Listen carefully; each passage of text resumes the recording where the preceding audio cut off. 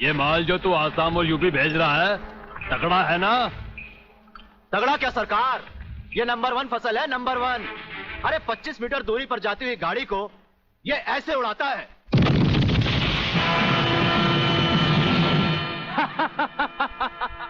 देखा सरकार, ये अपनी बम फैक्ट्री में बना हुआ मैंगो का कमाल।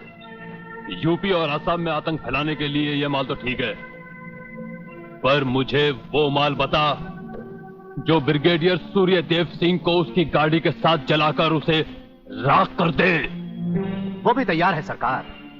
ये देखिए छोटा सा हाफुस जो 50 मीटर की दूरी पर जमीन पर गिरते ही ऐसा फटता है कि मरने वाले की हड्डियों का सुरमा बन जाता है।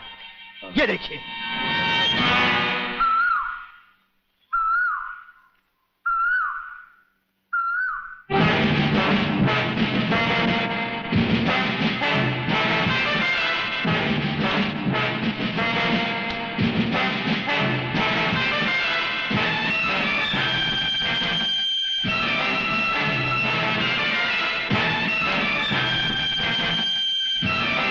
कौन हो तुम?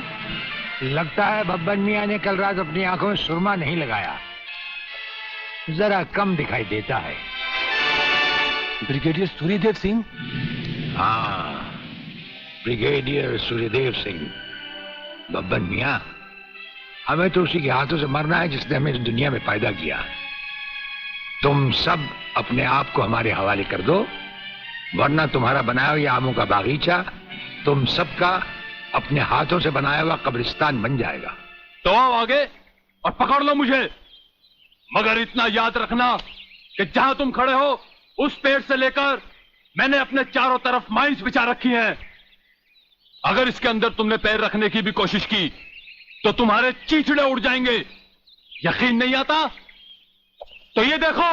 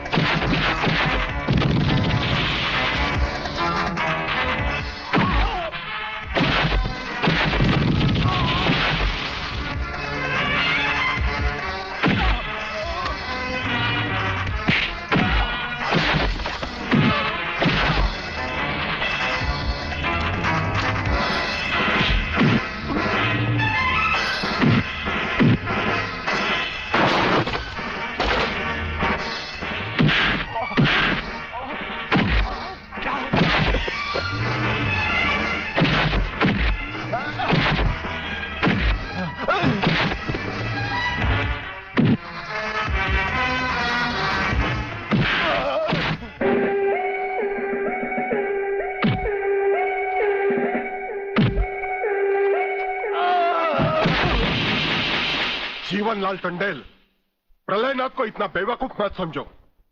सारे शहर के पुलिस स्टेशन से पता लगाकर ही तुम्हें फोन किया है। अगर होम मिनिस्टर होते हुए तुम्हें यह पता नहीं है तो मुझे कल तुम्हारा रेजिग्नेशन चाहिए, समझे? अरे मैं जानते हो बब्बन और उसके साथियों ने जबान खोल दी तो सूर्यदेव सिंह हमारे लिए नर्क के दरवाजे खोल देगा। जल्दी से पता लगाओ और उन सबको छुड़वाओ। Yes, DCP Pathania speaking. अरे इंग्लिश को मारो गोली और हिंदी में समझो। मैं जीवनलाल बोल रहा हूं, जीवनलाल टंडेल। ओ सर, आप कहिए क्या हुक्म है सर? मुझे सिर्फ 1 घंटे में यह बताओ कि सूर्यदेव सिंह ने जिन जिन को गिरफ्तार किया है वो सब कहां हैं, और मुझे 4 घंटे के अंदर अंदर उन सब की जमानत चाहिए, समझे? मगर सर, सूर्यदेव सिंह के बारे में जितनी जानकारी आपको है उतनी ही हमारे डिपार्टमेंट को, और हम उसे ज्यादा कुछ पूछ भी नहीं सकते क्योंकि यही हाई कमांड का ऑर्डर है। वो रहता कहां है? वो भी नहीं मालूम। ये भी नहीं मालूम तो फिर ये बताओ कि वो मिलता कहां है? मैं उससे आज ही मिलना चाहता हूं। सर, वो रोज सुबह सीबीआई ऑफिस में 12 और 1 के बीच में आते हैं सर।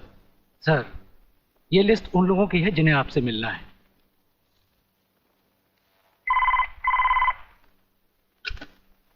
सर, मंत्री जी आपसे मिलना चाहते हैं। टंडेल का नाम है क्या इसमें? जी नहीं सर।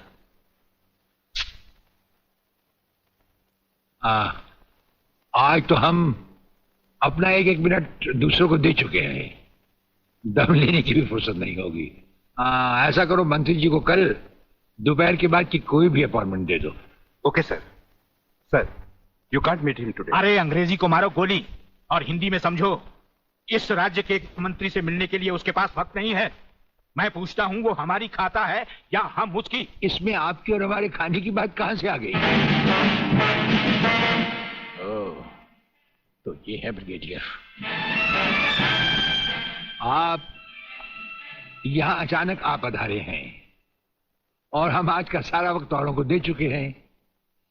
आखिर हम सब जनता ही के तो सेवक हैं। कुर्सी मिलने पर ये समझ लेना कि सारी सरकार आप ही की है, इसे हम कैसे मान लें? आप मुझे ये न समझाएं कि सरकार किसकी है। आप सिर्फ इतना समझिए कि आप एक सरकारी नौकर हैं और आपके सामने खड़ा हुआ ये इंसान इस राज्य का मंत्री है। खादी के कपड़े पहनने से और टोपी लगा लेने से कोई महात्मा गांधी नहीं बन जाता। और सुनिए, हमें नेताओं की भाषा ना तो पहले समझ आई थी और ना कभी आएगी। भाषा छोड़ो ब्रिगेडियर, मैं जो आपसे कहना। आपने जो कुछ भी कहना है कल कह लीजिएगा। आपकी अपॉइंटमेंट नोट करवा दी गई है। और एक बात ये भी याद रखिए कि हमसे बगैर अपॉइंटमेंट के कोई नहीं मिल सकता। और जहां तक हमारा ताल्लुक है, हम किसी से भी किसी वक्त भी कहीं भी मिल सकते हैं, हमारा जब दिल चाहे। शायद आपने वो लेटर नहीं पढ़ा जो सेंट्रल गवर्नमेंट ने आपको भेजा है। उसमें खासुल खास ऑर्डर है कि हमारे किसी भी काम में कोई भी दखल अंदाजी नहीं कर सकता। नमस्कार। नमस्कार।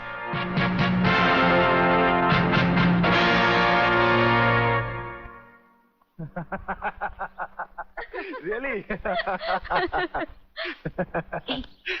ओए, हाँ, गुड मॉर्निंग अंकल। अरे अंग्रेजी को मारो गोली और हिंदी में बात समझो। हिंदी में तुम ये बताओ, तुम्हारे पिता कहाँ हैं? पिताजी, अंकल तो ऊपर बैठे हुए हैं, आप ही का इंतजार कर रहे हैं। राधा, तुम्हारे पिताजी बड़े उखड़े हुए लगते हैं। लगता है there is something wrong in the ministry. अरे रॉन्ग हो या राइट, यही समझना होता तो मैं भी तुम्हारी तरह खादी के कपड़े पहन लेता। अरे सरकारी लेटर से मुझे क्या लेना देना? देखो, तुम अभी से इतने ढीले पड़ जाओगे तो पूरी सरकार को भारतवर्ष से कैसे खत्म करोगे? वो सिर्फ एक मिलिट्री ऑफिसर है और हमें पूरी मिलिट्री फोर्स के साथ लड़ना है। भूल जाओ सारी बातें और फाड़ दो वो लेटर। देखो, उसका ट्रांसफर ना हो तो ना सही, उसकी बातें हमें पता न चले तो न सही, लेकिन उसकी मौत का बंदोबस्त तो मैं कर सकता हूं। प्रलयनाथ, वो मर गया तो ये नेता भी कुर्सी समेत जल गया, समझो।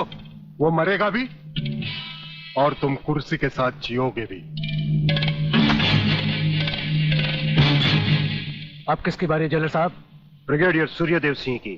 मारे जाने वाले पुलिस के उन शहीदों की याद में ये ज्योत बनाई गई है जिन्होंने कानून की रक्षा करते हुए अपने प्राणों की आहुति दी। आज के इस समारोह के मुख्य अतिथि माननीय मंत्री श्री जीवनलाल टंडेल हैं।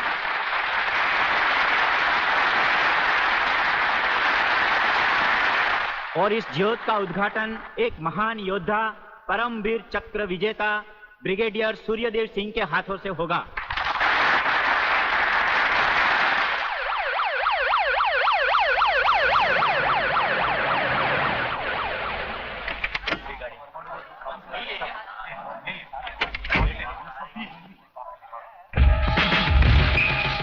Welcome, welcome. प्लीज।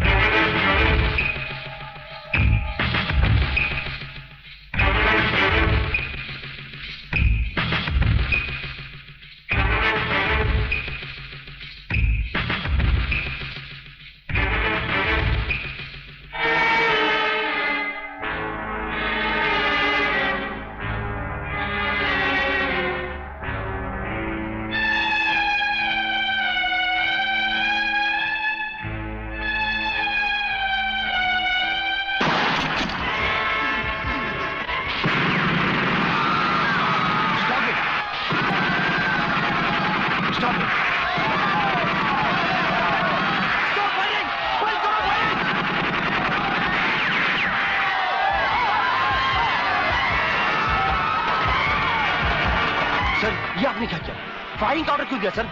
आपकी एक गलती से कितनी जाने गई, इसका जवाब कौन देगा ब्रिगेडियर साहब?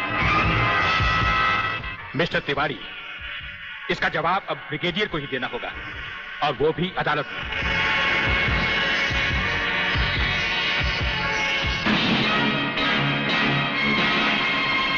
योर ऑनर, शहीद स्मारक पर हुए गोलीकांड के जिम्मेदार ब्रिगेडियर सूर्यदेव सिंह ही हैं। इन्हीं के कहने पर गोली चलाई गई, जिसमें कई बेगुनाह लोग मारे गए। अब मैं अदालत के सामने कुछ ऐसे गवाह पेश करूंगा जो इस हादसे को साबित कर देंगे। सबसे पहले मेरे गवाह हैं municipal councillor mister M.K. Tiwari.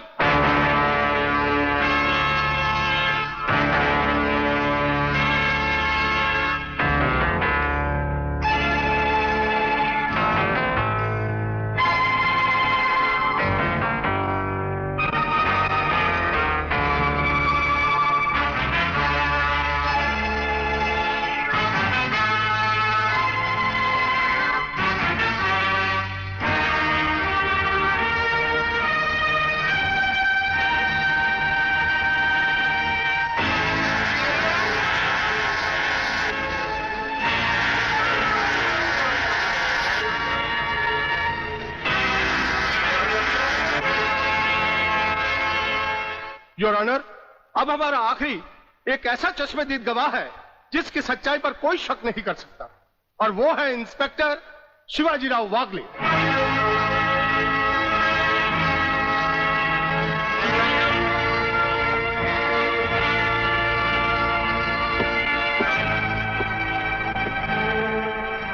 मैं गीता पर हाथ रखकर कसम खाता हूं, जो भी कहूंगा, सच के अलावा कुछ नहीं कहूंगा।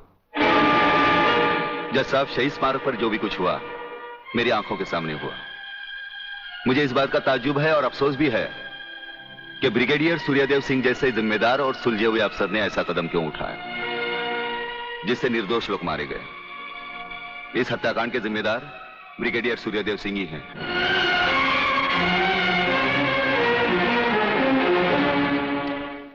ब्रिगेडियर सूर्यदेव सिंह, अदालत ने आपके खिलाफ सारे बयान सुने।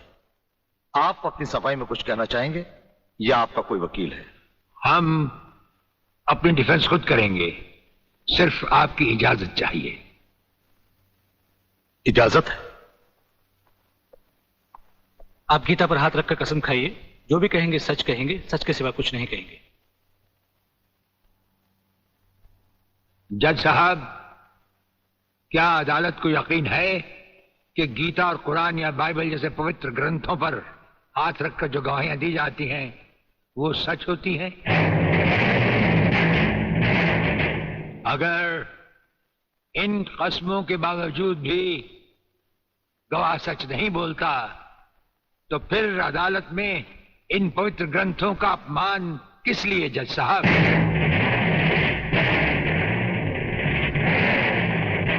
अगर फैसला ऐसे सबूत और गवाहों की बिना पर ही होता है जो पैसे से खरीदे जा सकते हैं, तो बंद करवा दीजिए ऐसे रस्म और रवाज जो कि झूठे हैं। ये मुकद्दस ग्रंथ हमारे धर्म और ईमान का ताज हैं, हमारी जिंदगी की बुनियाद हैं। हम ये कसम खाएं भी तो कैसे खाएं? ये अदालत आपकी दलीलों की कदर करती है ब्रिगेडियर साहब, लेकिन ये अदालत की बरसों पुरानी रस्म है जो मैं नहीं बदल सकता।